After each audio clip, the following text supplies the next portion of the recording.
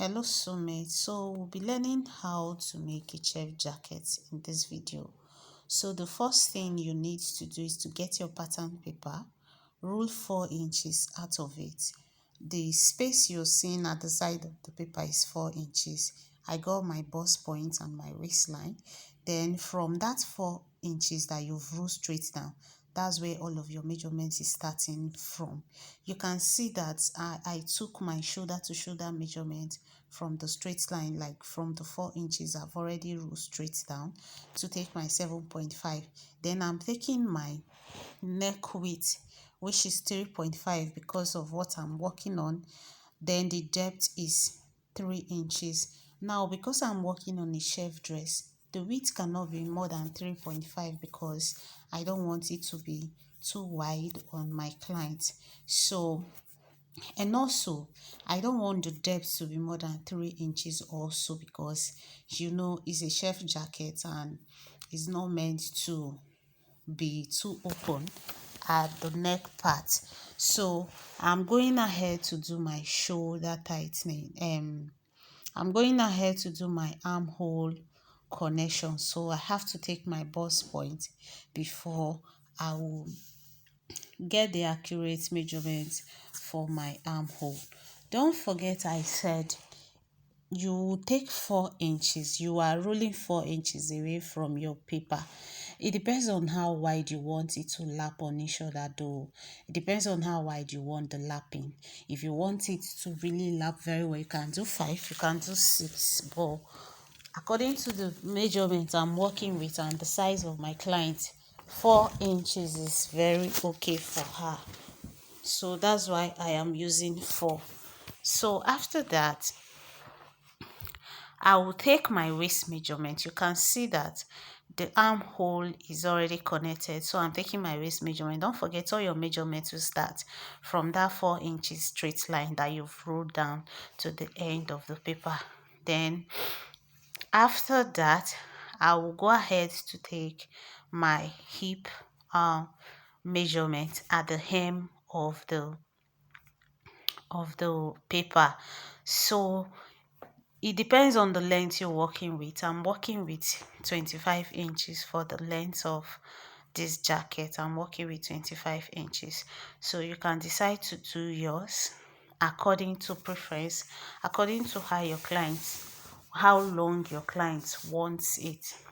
So after that, what we are doing is basically our normal basic measurement. We are placing after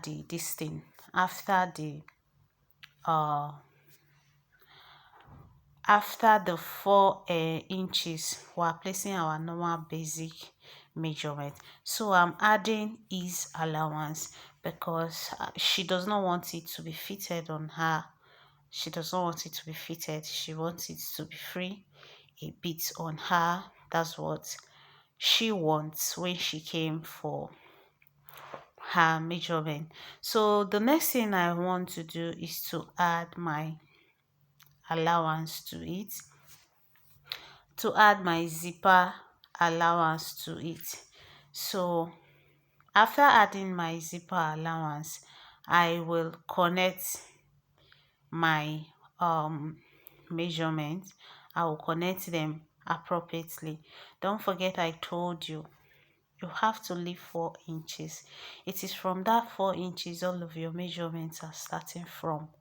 From the 4 inches, that's where all of your measurements will start from. And while I was drafting, I added an inch to her real measurement to take that, because there is that extending to the shoulder area of the dress. So I'm adding 1 inch for the distance. For the dart allowance, I'm adding 1 inch. I'm meant to take a dart to the shoulder of the dress. So while I was actually drafting, I added the dart to it because I wanted to take the dart. But during the process of sewing it though, she called me to tell me she does not want the dart. She does not want it to have any dart, like it should just be a plain jacket, no darts, nothing. So at the end of the day, I didn't sew the dart out of the jacket because she really wants it very big, because she's kind of big a bit and she doesn't want anything fitted on her. So that was the instruction. But if you want your own to really come out very nice, if you want it to come out very fine, like you want it to have a nice curve and nice shape, don't forget to take your dart. And when you're taking your dart, you can decide to just take it 5 inches up, 5 inches down, or you can decide to extend your dart um to your shoulder part, as it is on the thumbnail on the video I'm working with. Don't forget, we're making a chef jacket. So now the next thing we have to do is to extend the neckline to the 4 inches. Now this 4 inch aside, if you check the picture while working with properly, you will see that it is extending. I'll bring the picture for us to see. Okay, here is it.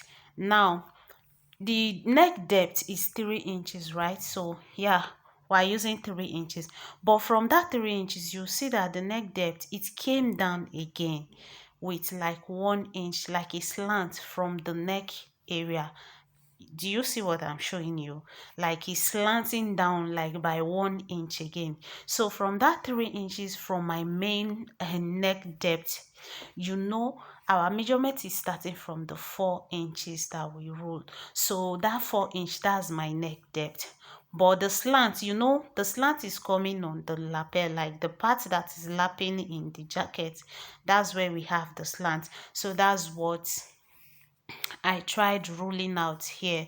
So that's the slant on it. From the 3 inches for the neck depth, you can at the 4 inches while folding out of it, you can decide to come down by one. You can come down by 1 inch. If you want it very slanted, you can use 1.5. Then you connect the way I connected in the video.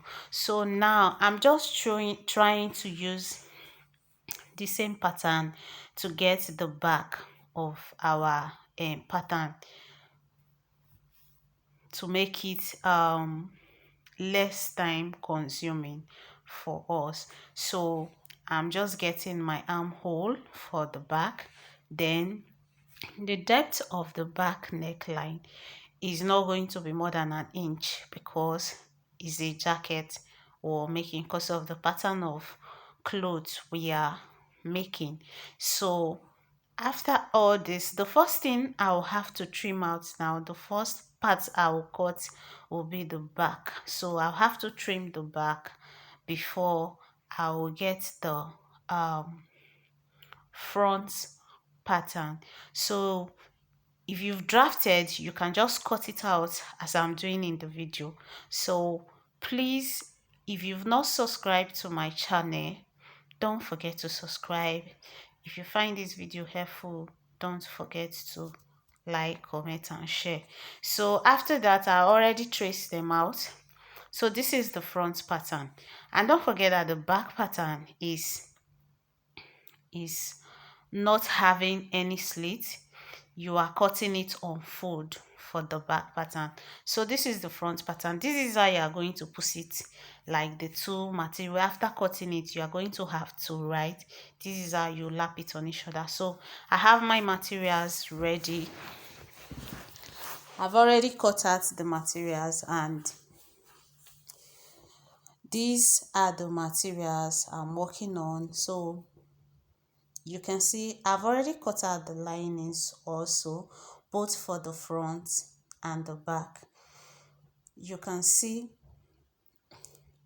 this is one piece for the front, and that's the main material. So this is one piece for the front. I want to work on this first because it has something like a pocket in the front part, but it's not actually a pocket. That thing that is done with bias in the front part like a pocket, but it's not a pocket. So we are going to work on it. It depends on where you want your own to lay on. So I'm coming up by 10 inches from the hem of the blouse I'm working with, don't forget that my blouse is not very long. So if you're working with a longer blouse, you will need to come up more. It depends on where you want it to be. So it all depends on you. So the next thing you have to do, just rule a line. And the line you're ruling, don't make sure it's no more than 4 inch. If it's more than 4 inch, it will be too wide. That's just it. So make sure it's no more than 4 inch. You place your bias on it. So while making this video, I realized that I didn't show the sewing part where I did the sewing of the bias to the front part. So I quickly got another material, which is what I'm doing here. It was when I wanted to upload the video I saw it, but I had to correct it. So this is the 4 inches I made mention of earlier. Make sure it's no more than 4 inches. Rule a straight line. So I had to make another video on how to attach the bias properly to get the exact work that is in the picture we're working with. So after folding your bias, fold your bias into two, like fold it into two. Then after folding it into two, place it on the line that you ruled. Make sure it is laying on the line that you ruled. Then you sew 1/4 inch away from the bias. You know, you will already see the line of the 1/4 inch in the bias, so you just run through it. Then before you run, make sure that you're having 1/2 inch at both edge of the 4 inches that you are sewing the bias on, just for you to be able to turn it to the other side of the material to go to get what you want. So after that, you cut it. You can see what it is like. You can see the 1/2 inch on both edge that I did not sew on it. So the same thing we did on this upper part, we are going to repeat the same thing on the, you can see the chalk line that is still showing. So you place the bias the same way. You can see the 1/4 inch line showing. Sew on it. Make sure that the both bias, they are meeting, like they are equal on the line, like they are meeting. Don't let it don't let one be bigger than the other. If not, your work will not come out neat. So the same inches you're sewing for the other side, same thing you sew for both sides. So after sewing it, you can see what it looks like. You can see that the middle is not open. We just sew the bias on both sides, and that is the center. So we need to open the middle of it to get the star we're looking for. So I'm just trying to open it up with my scissors. So you cut through. Now before you cut to the end of your sewing, like 1/4 inch or of an inch left, then you cut it to the edge. As I'm doing in the video, you cut to the other edge. You have something like a V cutout at the middle. That's how you should do it. Then on the other side, you repeat the same thing, because this is what will allow you turn it to the other side. Don't forget that we're placing the bias on the right side of the material. It is the right side of the material you are sewing on. Then you will not turn it to the other side. After sewing it, you turn it the same way I'm turning it in the picture. That's how you would turn it to the other side of the material, like to the wrong side. You sew your bias on the right side. The two bias you are bringing to sew, you sew it on the right side. So after turning it, you can see, after turning it to the other side, you see the excesses, and that V shape that will cut out, you bring it out and you run a stitch on it. After running it, this is what it will look like. You can see how nice it came out. So you will repeat the same thing for the other side, and when you repeat the same thing for the other side, we are done. So I just used this material to illustrate exactly how I did it for us, because I don't know what happened to that part of my video. So this is the main material I was working on, that I didn't really know what happened to the other parts of this pocket part I was working on, but this is it. And same thing I just showed us in the other one, that you pull it to the other side and you run a straight stitch on it. It is same thing I am doing here. Don't forget, if you check my material very, you can see that I sewed my bias on the wrong side. Don't forget that you have to place your bias on the right side. Sorry, not wrong side.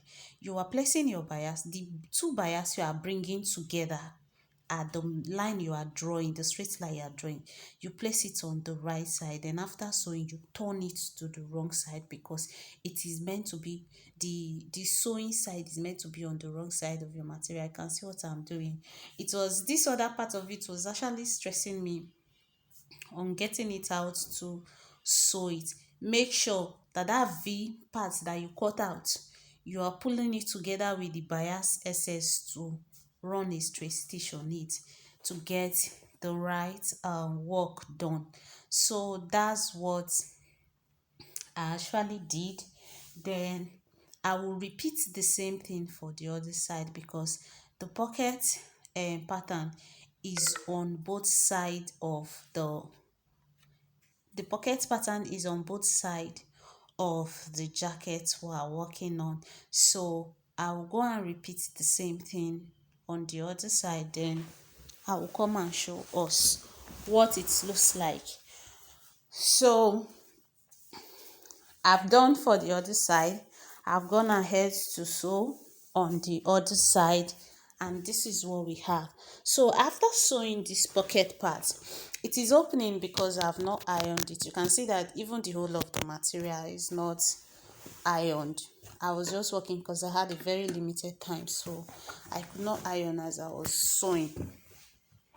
So after sewing the pocket, the next thing we have to do, we know that there is, we have bias on the all around the front part of the jacket. We have bias around it. So the next thing we'll do now is to look for a way to take the bias, to sew the bias through it also. So I will be showing us how I did that part also. So this is my bias. Fold your bias into two. Fold your bias into two. The bias is already folded into three, like quarter, then you now see the full half.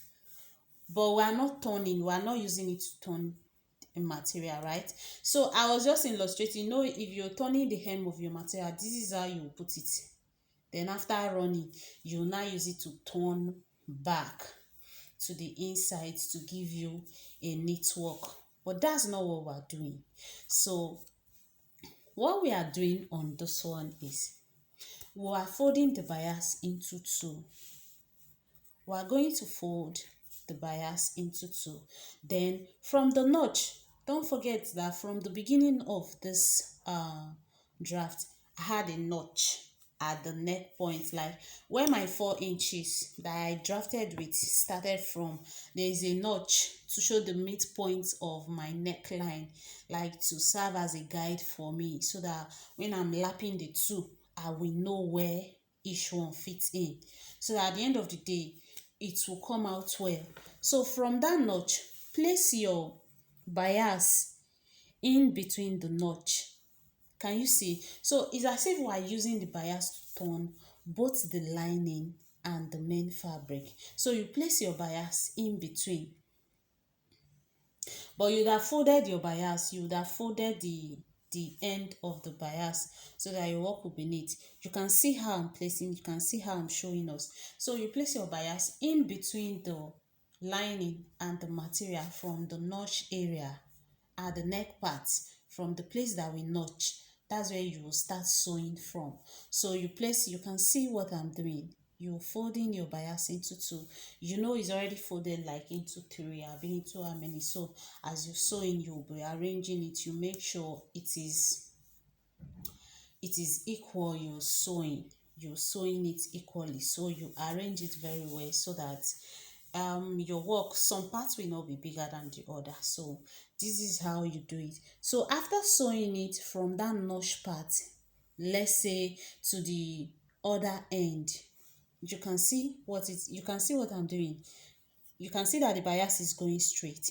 Then you turn your bias downwards.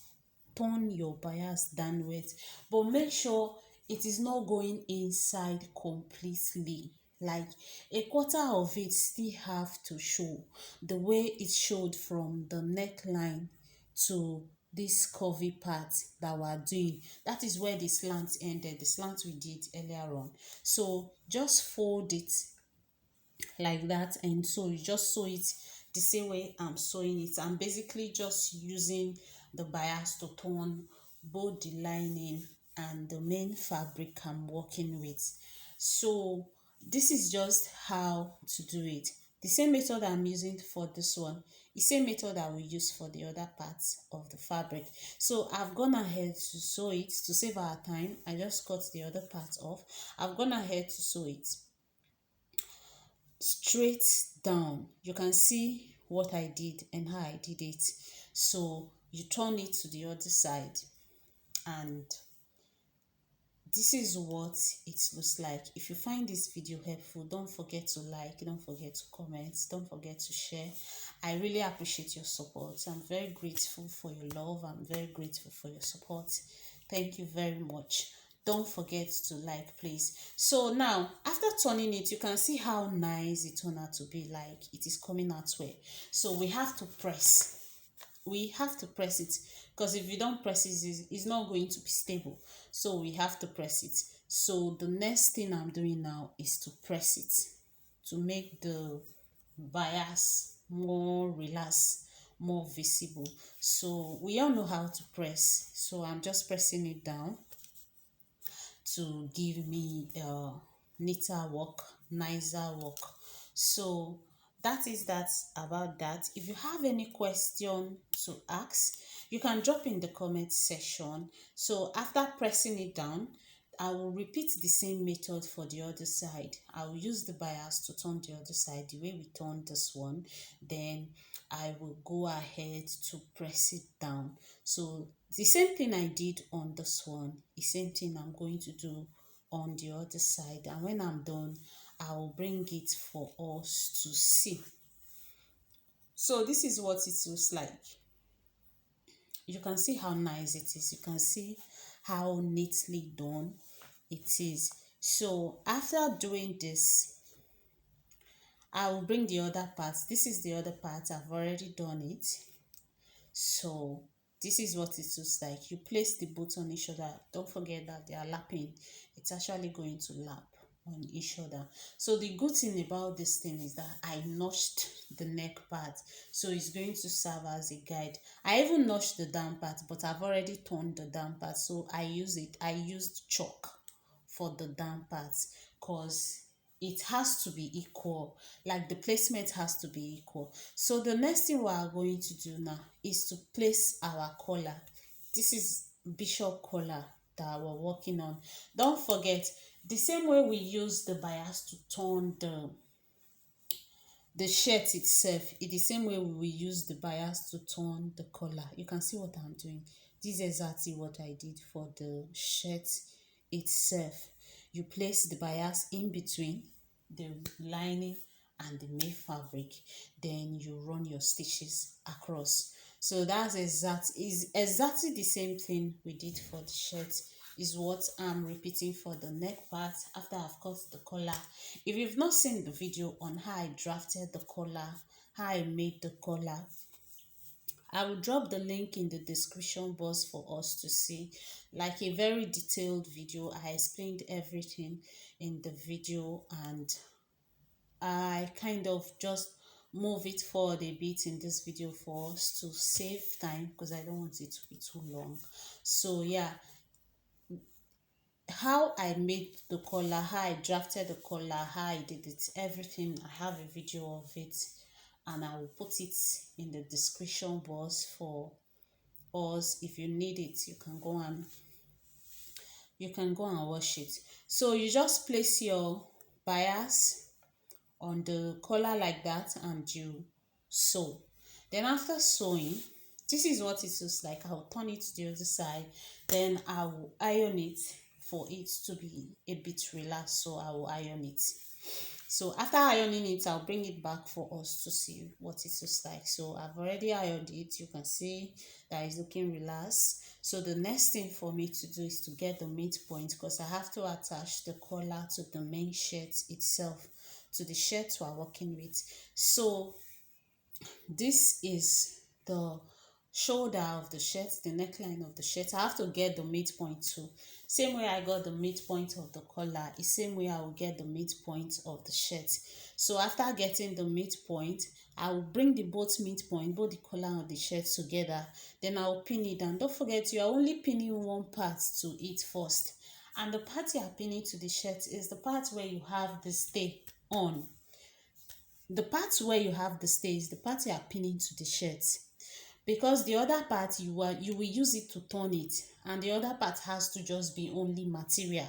So the part where you have the stay is where you are pinning to the shirt first to run your straight stitch on. So the same way I'm pinning it, if you can sew it without pinning, it's fine, but I think it will be better and easier if you pin it down. So you can see how I'm pinning it. So you just pin it down and you run a straight line on both sides. So after running a straight line, this is what it looks like. You can see I've already run a straight line on the first side. So the next thing now, the other part of it, you will fold it. You are folding it to cover the other stitches. You see the same, exactly how I'm folding it in the video. That's how you should fold your own, because at the end of the day we'll be sewing from the back side of it. We're not sewing from the inside, so we'll be sewing from the other side, exactly on the other stitches that we just run. That's what we'll run this one on, so that the thread will not show at the back at the end of the day. Like, you know how we turn our skirts with band when we want to do a ready-made band for skirts, the same way we are doing. So your pinning needs to be tight so that the material will not move out of place. So that's why I added extra pin to it. So you can see what I'm showing us. You have to sew in between the first line that you've already used to join it before. That's where you sew on. Then when you are sewing, you have to be careful so that your thread will not be jumping out of the line. Like, you don't have to rush it, you take your time to do it. So I've already gone ahead to sew it, and this is what it looks like. You can see the inside of it, what the inside look like. Then you can see the outside. You cannot see any stitch on the outside of it. So that's exactly what we're trying to get. So the next thing I will do is to, you can see how nice it turned out to be. The next thing I will do is to fix my sleeve. I will go ahead to pull my buttonholes on both sides, and also pull my button. I will join the both sides. So this is what it looks like. This is the outcome of the chef jacket. It actually came out pretty well. Please don't forget to like and subscribe